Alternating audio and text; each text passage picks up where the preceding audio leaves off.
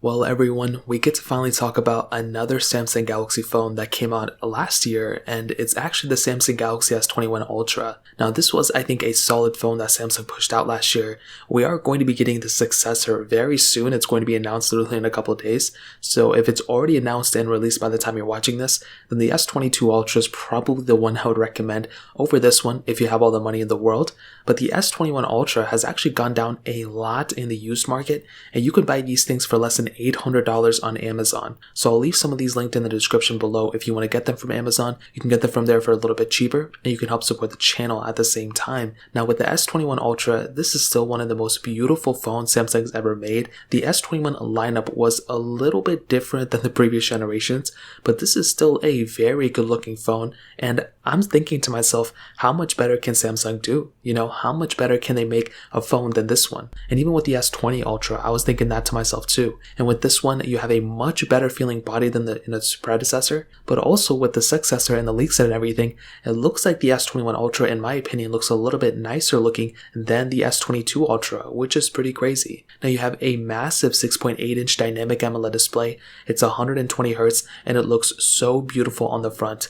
Like I mentioned before, this is a beautiful looking panel. You have everything you need on it. It's 1440p. It's a big phone as well, so you get a lot of those cool features with having a big phone, like bigger batteries and nicer, bigger display if you like it. But this is definitely one of the nicest phones and nicest panels you will ever see, in my opinion. Now you have a USB Type-C port on the bottom that supports Samsung DeX as well, which is really cool. And on the back, you have this frosted glass back, which, as I mentioned before, is definitely one of my favorite things about this phone. This device pretty much fixed a lot of the issues that I had with the S20 Ultra. I just didn't think that phone looked beautiful.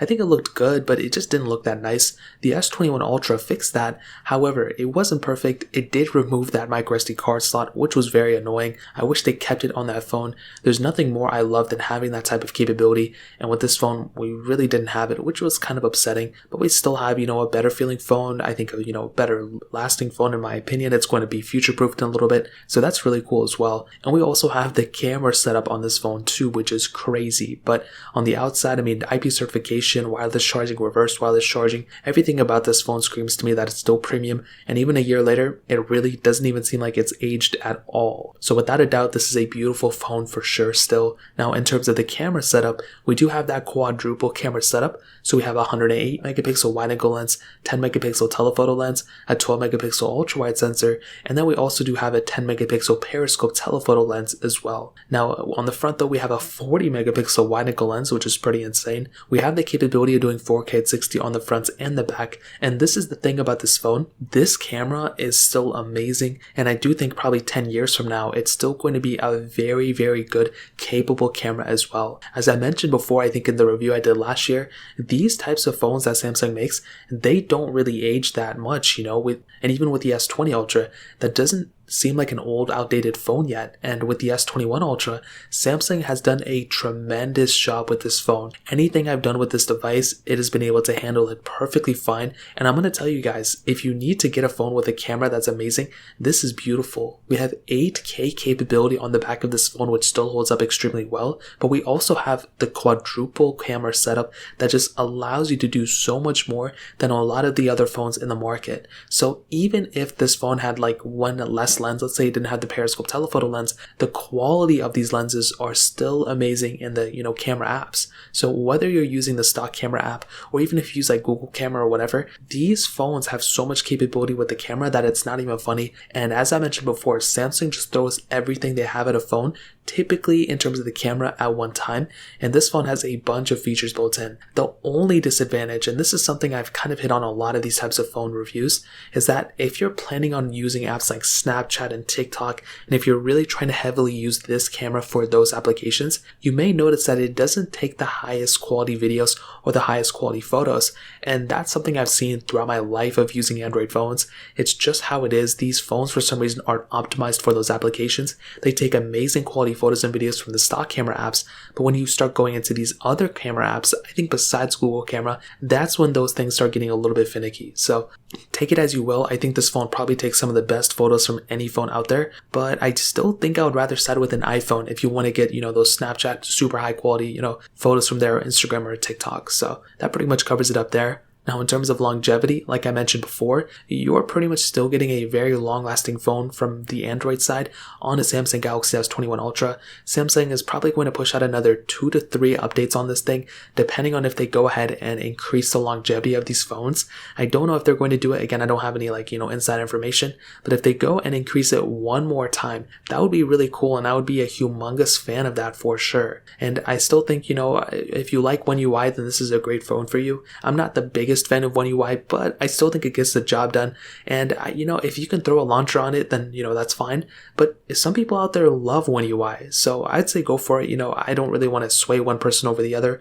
I'm more of a stock Android guy myself, but you may not be, and that may not be a big deal to you. So without a doubt, I'll definitely tell you, longevity wise, you can't really go wrong with something like this, in my opinion. So in terms of that pretty much covers it up there. Now, in terms of the performance, this device has that Qualcomm Snapdragon 888 chipset inside of it, with 12 gigs of RAM on the base models and 16 gigs of RAM on the top tier model.